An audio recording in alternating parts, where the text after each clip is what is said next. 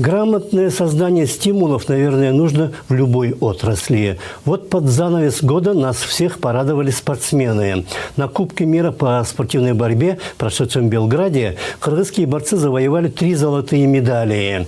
Айсулу Тыныбекова, Джоламан Шаршембеков и Мерим Джуманазарова, а также несколько других наград. Так что кыргызская сборная в командном зачете заняла 2-е место, пропустив вперед только команду России. По итогам соревнований Айсулу Тыныбекова была признана лучшей спортсменкой Кубка мира. И она сейчас номер 1 в мире в женской борьбе. Так что не все в стране плохо. И даже в условиях перманентного кризиса, усугубленного пандемией, наши граждане находят в себе силы добиваться высочайших результатов. Андрей Токамбаев побеседовал с 7-кратным чемпионом мира среди боксеров-профессионалов Орзубеком Назаровым о достижениях и проблемах в спорте. Арзубек Пулетович, наверное, начнем, пожалуй, с событий, которые произошли в спортивной отрасли нашей страны. Расскажите, пожалуйста, о них вкратце. Добрый день, Андрей. Да, в общем-то, этот год, 2020 год, вот сам по себе тяжелый, но для спорта это очень тяжелый год прошел, потому что соревнований практически не было. Особенно для азиатского континента, если как-то европейский, там Россия, как-то не выезжали чуть-чуть, а вот наша Центральная Азия практически не выезжала. А вот я говорю конкретно за бокс, вот вообще никаких выездов не было. И для спортсменов это крах. Вообще это очень тяжело, когда ты тренируешься, и у тебя нет этого выплеска ни физического, ни морального, ни психологического. Это очень сложно. Поэтому в этом отношении было очень тяжело.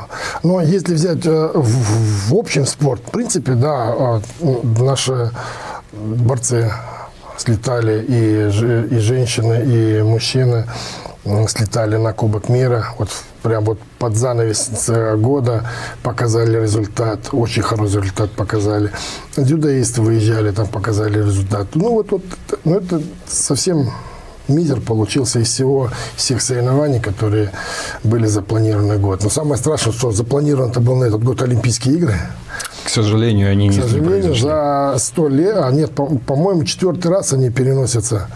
Это, конечно... Один из них – это Вторая мировая война. И получается, что событие, которое мы пережили, оно по значимости по своей. Вот так вот получается, что, понимаете, к чему приравнялось. Что...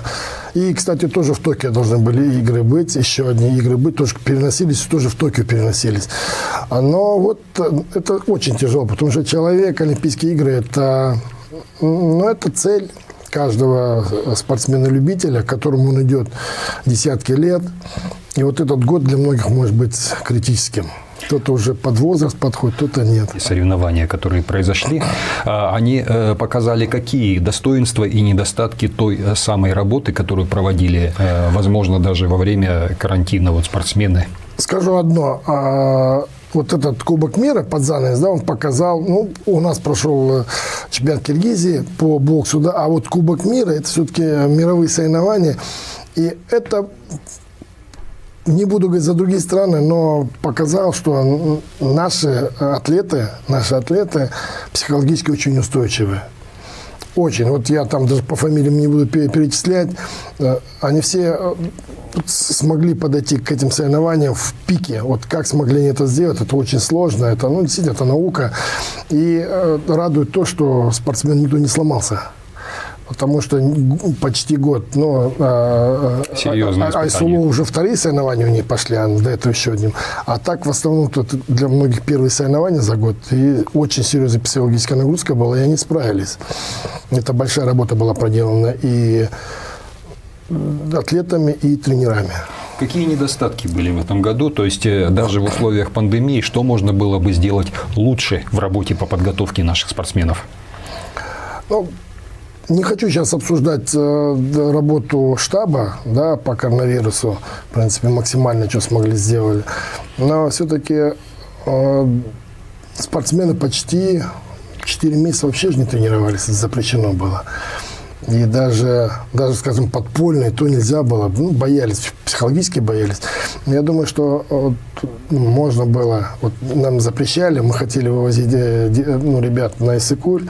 можно было брать вот отдельный пансионат, тем более пансионаты были пустые, и там можно было тренироваться. Тем более были договоренности с пансионатами, они готовы были нас принять, и там людей немного было бы, жили бы они отдельно все. Но вот это можно было тогда.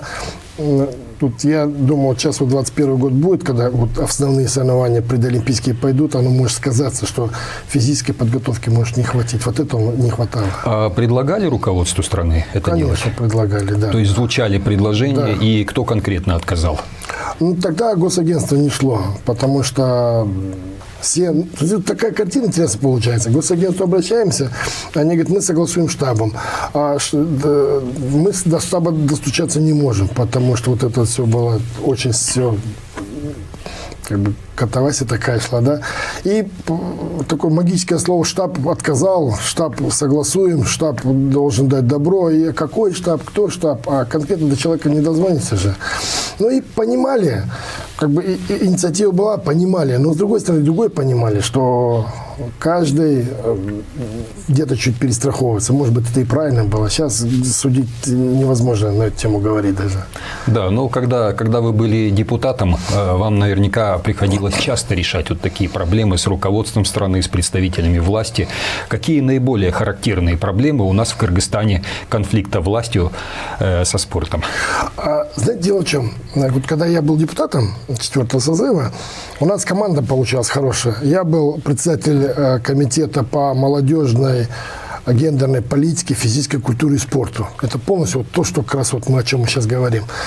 Директором госагентства был Александр Хусейнович Воинов. Президентом Олимпийского комитета был Мурат Назарбекович Саралинов. А мы все друг друга знаем хорошо, ну и мы довольно-таки работоспособные все. И мы смогли Олимпийский комитет, это как раз вот о чем вы говорите, конфликт, всегда он был, Олимпийский комитет конфликтовал с госагентством.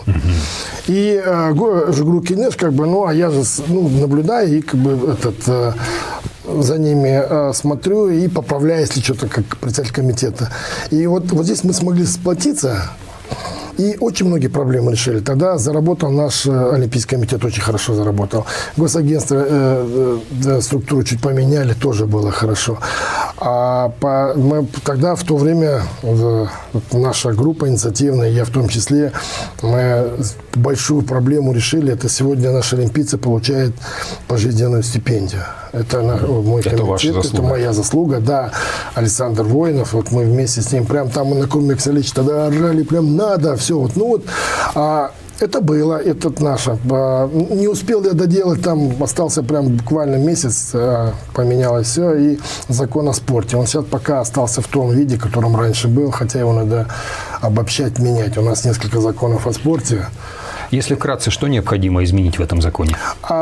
Если вкратце, смотрите, у нас есть закон о спорте, о паралимпийцах, о национальных видах спорта и, по-моему, еще какой-то, да? Так это же один закон.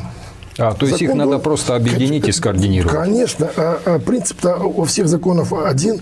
Здесь мы должны один закон, а это разделы, у которых социальное обеспечение, потом там все я прописал. Мы очень много работаем, мы год работаем над этим законом со всеми структурами. Вот это основное, что надо сделать. А так 4 закона, они ни один не работают. А там были прописаны прям, когда должно вступать. Ну, вот такое. И на сегодняшний день проблема была, есть, я не знаю, насколько она будет, это проблема Дворца спорта. Это спортивное сооружение для проведения международных соревнований. Я об этом уже почти 15 лет говорю. Мы постоянно являемся гостями на турнирах, на чемпионатах.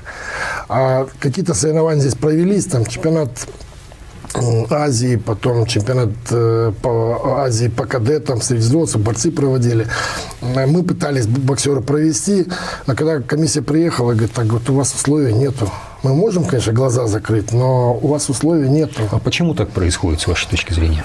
Не знаю, я вот уже скольким президентом сам лично заходил с письмом, заходил, требовал, говорил, ну, сделать один дворец спорта настоящий, не как сейчас это советский у нас, да, а настоящий дворец спорта, и вы будете у молодежи на устах всегда, потому что сегодня это большая необходимость.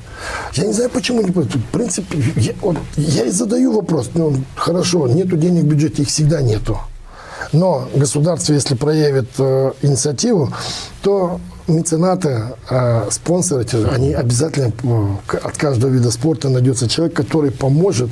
И, в принципе, это не такая большая проблема для государства. Что бы вы хотели пожелать в связи с этим руководству страны и нашим соотечественникам? Ну, во-первых, нашим соотечественникам я хочу пожелать здоровья, это очень важно.